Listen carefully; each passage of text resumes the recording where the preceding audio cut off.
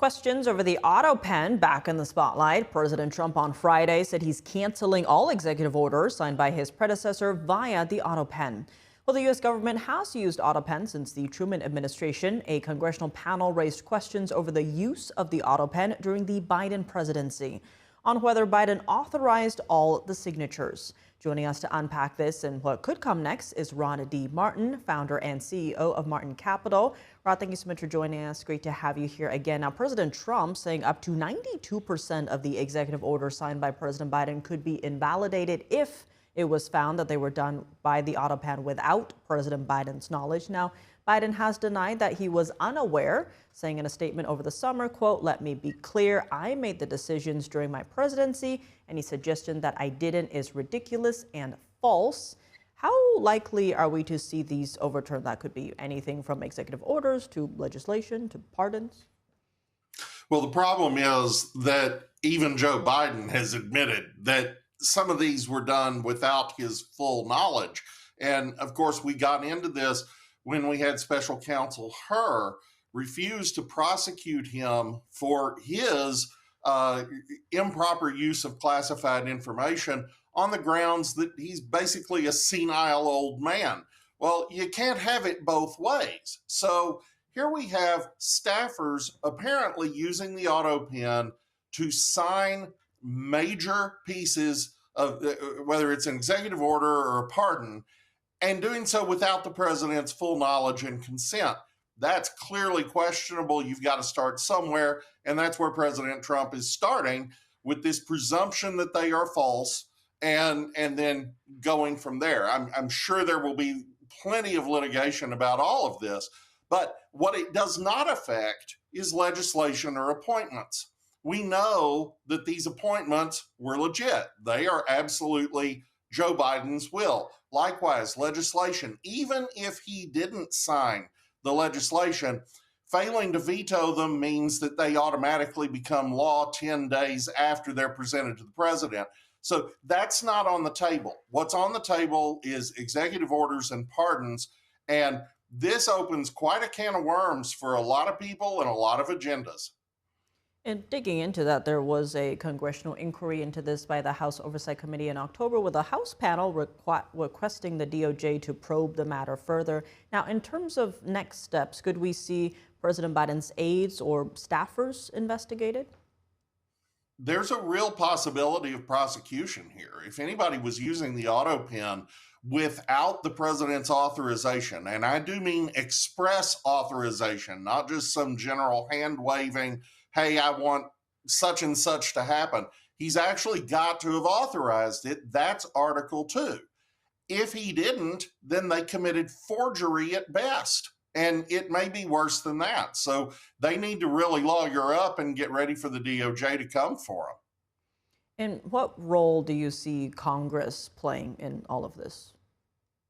I think the oversight function has been quite effective so far. I suspect that we'll see some criminal referrals from the committees. They have done actually yeoman's work on this, which is more than I can say for the Department of Justice during the 4 years that Joe Biden was president. Merrick Garland was certainly not a senile old man. He wasn't doing his job. He wasn't minding the store.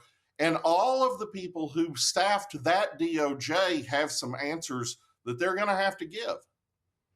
And Rod, I want to switch gears a little bit here and talk about some of the changes we've seen so far. Now, both administrations spoke about holding the Chinese regime accountable, but have differed in their approach. American Thought Leaders host Yanya Kellogg actually sat down with FBI Director Kash Patel recently. I want to play part of that and then have you react. The Chinese Communist Party has not lived up to its promises, whether written or verbal. How can you be so sure that this agreement will be honored by the other side? I think there's a couple of factors in play. One, President Trump and President Xi have struck up a relationship that is continuous, ongoing communications to work with each other on a multitude of issues, to include tariffs, which is not my wheelhouse, but it's all interrelated, right? The fentanyl tariffs, it's no surprise, were issued by President Trump because too many Americans were being killed. And they worked out an agreement where they said, our agencies are going to meet and make sure that there is no more fentanyl precursor flowing into the drug trafficking organizations, ultimately America.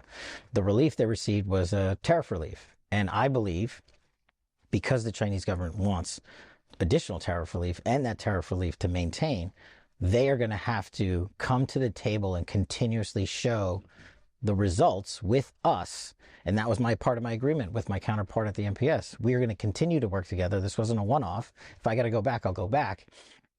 But we're going to show the world jointly that we've adhered to this agreement. And if there isn't, or they violate that agreement on this particular issue, they know the consequences from the president are going to be severe in terms of tariffs and other matters. And so it is a collaborative effort, with sanctions also being applied by our partners in Treasury and OFAC designations. We've taken a whole of government approach to ensure that they're going to adhere to this. And if they don't, we'll be the first ones to call it out. Your thoughts on this multi-pronged approach by this administration? Well, Cash is going at it exactly right. This is just what Reagan did with the Soviets when he quoted the Russian proverb, trust but verify. The idea wasn't that we trusted the Soviet Union. It was that verification is necessary for trust.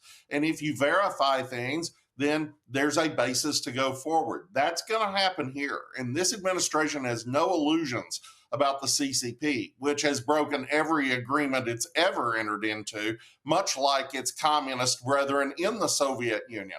But bottom line, the Chinese desperately need the U.S. consumer market, or they wouldn't have agreed to the deal that we have in place right now, which places about 4 to 5 times the tariff on their goods as on ours. So we are already clearly demonstrating that the Chinese need us.